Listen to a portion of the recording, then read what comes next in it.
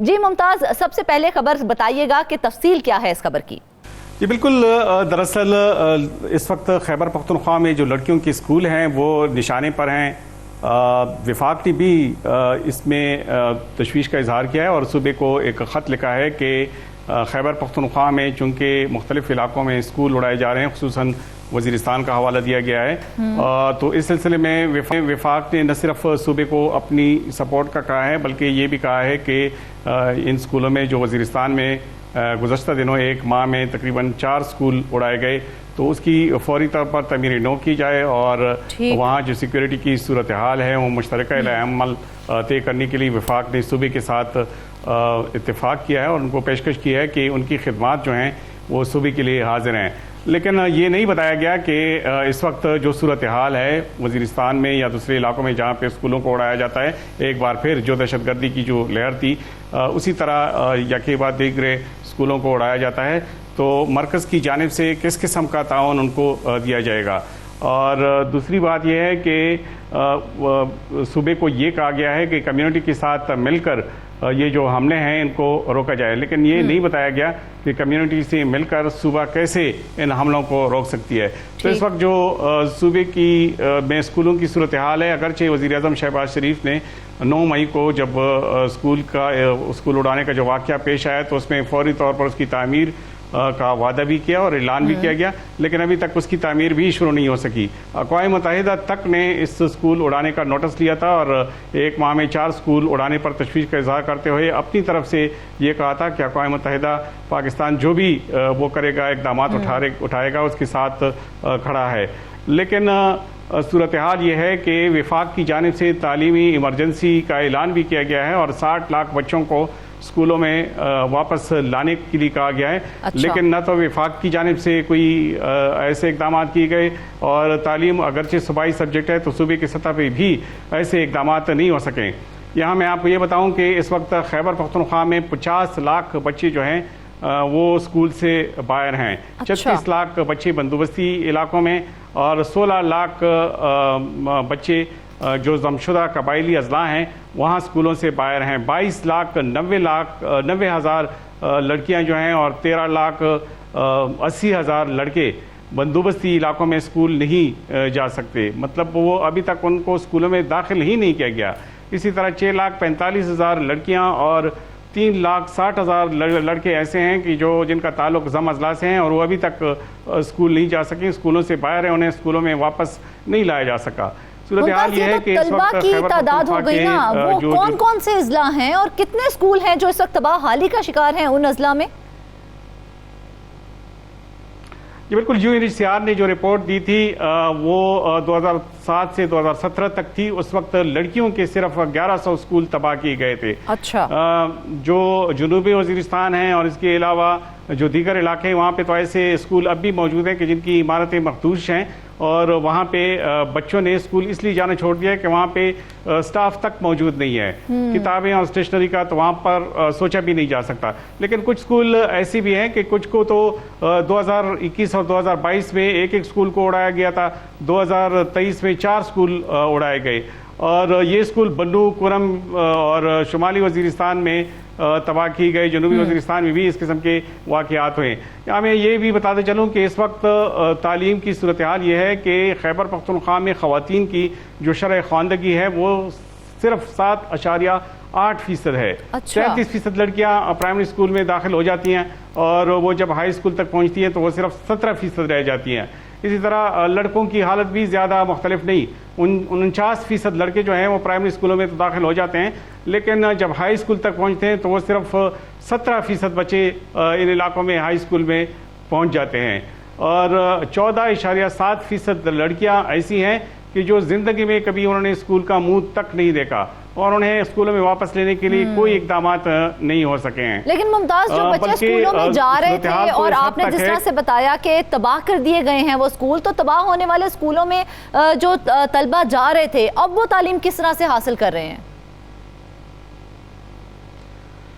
वहाँ तो सिर्फ दहशतगर्दी ही नहीं बल्कि कुछ ऐसे स्कूल भी हैं कि जो सैलाब और कुदरती आफात से तबाह हुए हैं। वो स्कूल, उसमें ऐसे स्कूल भी हैं कि जो खेमों में कायम है। मिसाल के तौर पर हम स्वात की मिसाल लें तो स्वात में 8 स्कूल ऐसे हैं कि जो दहशतगर्दी से तबाह हुए वो या तो खेमों में हैं या मसाजिद में हैं और या किराए की इमारतों में, और कुछ स्कूल ऐसे हैं कि जहाँ पे वो है ही नहीं, वो ज़ाहिर है उनको दूसरे स्कूलों में मुंतकिल कर दिया गया। तो ऐसे भी जब स्कूल दूर हो जाते हैं तो तलबा के लिए वहाँ पे वो जाना और ख़ुसूसन तालिबात के लिए वहाँ पे जाना बहुत मुश्किल हो जाता है। 2015 के ज़लज़ले में जो स्कूल तबाह हुआ था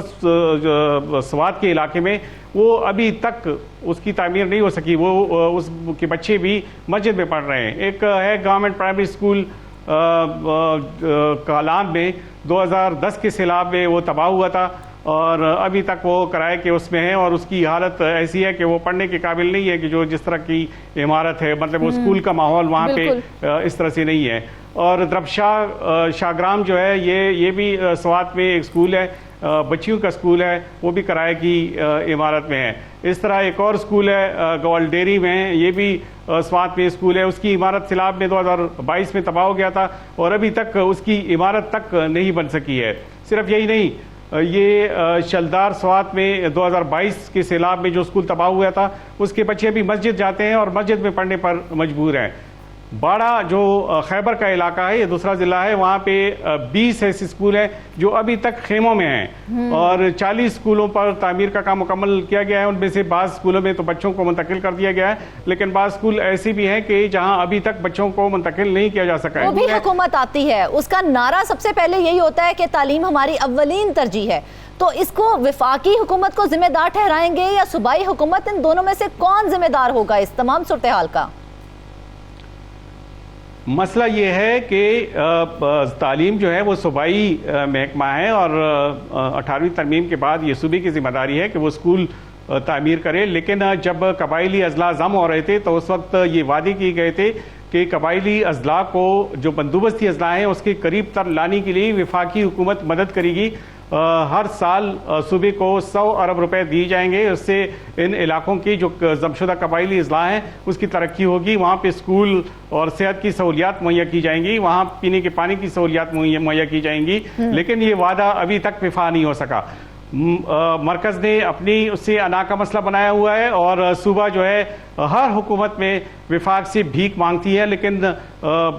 जो भी हुकूमत आती है, ख्वाह वो एक ही जमात की हुकूमतें हों या वो डिफरेंट जमातों की हुकूमतें आती हैं, तो ये मसला ताहाल हल नहीं हुआ। और विफाक इसलिए भी, उसकी भी जिम्मेदारी इसलिए बनती है कि जब ये अजला विफाक के ज़ेरे इंतज़ाम थे तो जब ये जम हो रहे थे तो उस वक्त ये वादा किया गया था कि इन अजला को बंदोबस्ती अजला के करीब तर लाने के लिए विफाक मदद करेगा, लेकिन वो मदद के वादे जो है वो कहाँ गए। और फिर जब ये धमाकों में स्कूल उड़ा दिया जाता है और फौरी तौर पर एक वज़ीर आज़म की जानिब से ये ऐलान किया जाता है कि इसकी फौरी तामीर हो और उस पर अभी तक काम ही शुरू ना हो, तो इससे ज़्यादा तशवीश की बात और क्या हो सकती है। तो मुमताज़, वज़ीर आज़म की जानिब से जिस तरह आपने कहा कि ऐलानात किए गए थे, उसके बावजूद अभी तक कोई इक़दाम क्यों नहीं उठाया गया? क्या मौक़िफ़ इख्तियार किया जा रहा है? असल में वज़ीरिस्तान के जिन इलाकों में इस किस्म के वाक़यात होते हैं, ये एक स्कूल जब उड़ा दिया गया, ये वो स्कूल था जो एक दफ़ा पहले भी यहाँ पे इस किस्म का वाक़या पेश आया था और ये अंडर कंस्ट्रक्शन स्कूल था जिसको उड़ाया गया। तो अब ये तो इस तरह से तो नहीं हो सकता कि वहाँ पे पुलिस तैनात हो और पुलिस की चौकीदारी में उस स्कूल की तामीर मुकम्मल हो। सिक्योरिटी पे तवज्जो देनी होगी और वो सूबा अपने तौर पर नहीं बल्कि विफाक के साथ मिलकर ही कर सकता है। अगर पहले उन इलाकों की सिक्योरिटी को बेहतर बनाया जाए और फिर वहाँ पे जो स्कूल है, न सिर्फ ये कि वहाँ पे ये जो धमाके हैं वहाँ पे और उनको उड़ाने का जो सिलसिला है न सिर्फ ये रुक जाएगा, बल्कि वहाँ पे